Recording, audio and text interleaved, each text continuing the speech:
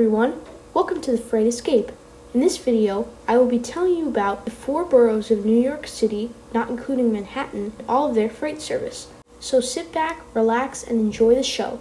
Let's begin.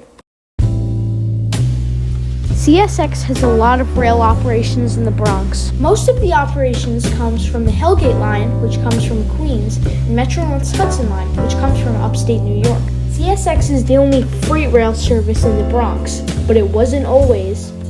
This is a photo of the CNJ Bronx Terminal.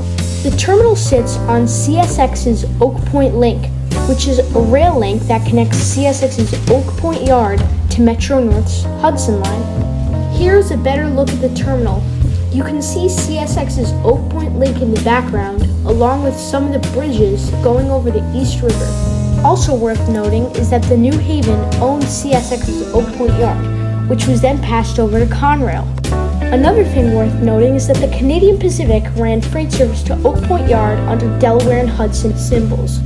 Because this train has not run since the year 2010, I'm not sure this train will be spotted in the Bronx anytime soon. Queens is one of the biggest train boroughs in New York City. Queens has 3 railroads, placing it first place of the borough with the most freight service. Its 3 railroads are CSX, the New York and Atlantic Railway, and the Providence and Worcester, which all meet up at Fresh Pond Yard, a small rail yard in Queens. Both CSX and the P&W use the Hellgate Bridge, which is a part of Amtrak's Northeast Corridor that connects Queens to the Bronx. The reason I didn't mention the Providence and Worcester in the Bronx section was because the Providence and Worcester doesn't stop in the Bronx. It uses Metro-North's New Haven line to get onto the Northeast Corridor to get into Queens, where it interchanges with the New York and Atlantic Railway. Let's look at a better example of this with the L train. Between Wilson Avenue and Halsey Street, the L goes into a little part of Queens, but it doesn't stop there, making it only stop in 2 boroughs, Manhattan and Brooklyn, like the Providence and Worcester. It goes through the Bronx, but it doesn't stop there.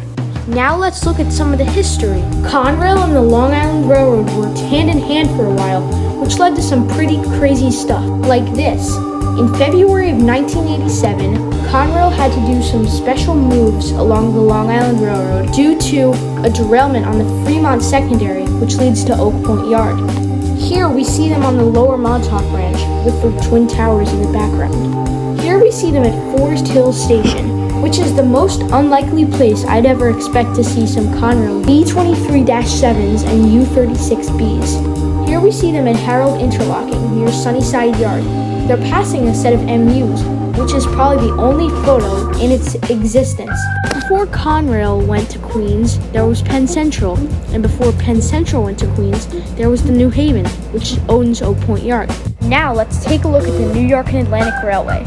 In 1997, the Long Island Railroad decided they didn't want to have anything to do with freight service anymore, so they gave it to a new railroad called the New York and Atlantic Railway. The New York and Atlantic Railway still runs to this day, and it goes to Fresh Pond Yard. Something worth noting is that the Canadian Pacific, like its service to the Bronx, they also ran service into Queens to Fresh Pond Yard, as you saw in the photo before. During the early 2000s, they would constantly be seen sitting in the New York and Atlantic side of Fresh Pond Yard. This lasted until the late 2000s, which, like again, it stopped running in 2010, making it not likely to see anytime soon.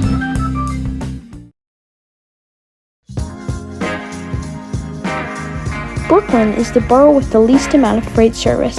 It only has 2 railways, the New York and Atlantic Railway and the NY-NJ Connecting Railway.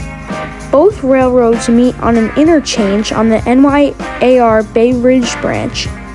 There isn't that much interesting things about the line now, only that it runs from Fresh Pond Yard on the CSX upper level all the way down to Bay Ridge, Brooklyn, where the interchange is. Now let's look at some of the history, which there is a lot. Believe it or not, the Pennsylvania and New Haven used to go all the way down to Bay Ridge, Brooklyn. A long time ago, the Pennsylvania Railroad had a freight yard that was adjacent to the BEDT Railway, which we'll cover shortly. Towards the end of its days, the New Haven worked a lot in Brooklyn. The only photos that we have of this is a photo of 2 New Haven E-33s derailed and Ocean Avenue in Brooklyn. When the New York Central, New Haven, and Pennsylvania merged into Penn Central in the late 60s, Penn Central took over some of the Brooklyn operations. This is the Brooklyn Eastern District Terminal Railway, as known as the BEDT. It was one of the last steam-operated freight services in the U.S. As we see here, number 16 is stored at the Railroad Museum of Long Island in Riverhead, New York. Here's a fun fact about the railroad. One of their engines, number 15, was sold to the Strasburg Railroad, and believe it or not, had a huge overhaul and became the engine that we all know as Day Out with Thomas. And I have seen that engine before, and probably most of you have. This is a photo of what BEDT 15 looks like as of now. Well, I took this photo in 2017, but it looks exactly the same. The only thing that's different is that the animatronic voice is now All Engines Go Thomas instead of regular CGI Thomas. Before we finish this borough, there's something I want to cover. Look at this video. It's Union Pacific number 1133 street running through Brooklyn. Now I know what you're thinking. What the heck? Well, that's exactly what I'm thinking. I do not know anything about this, and this video is on YouTube, but we can see that this is Brooklyn because this is the exact same line, and we can see Brooklyn Army Terminal in the distance. Anyway, let's move on to Staten Island. Staten Island is by far the borough with the most amount of freight service.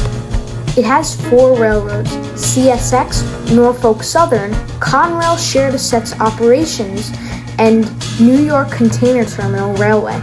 CSX and Norfolk Southern take the Arthur Kill Railroad lift bridge, which is an old train bridge located in northern Staten Island, which most of the freight service is at. Now let's look into some of the history of Staten Island, which you would be surprised.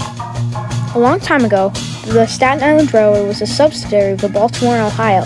They had a lot of freight service there on the southern branches that are now the Staten Island Railway, and even the abandoned northern branches.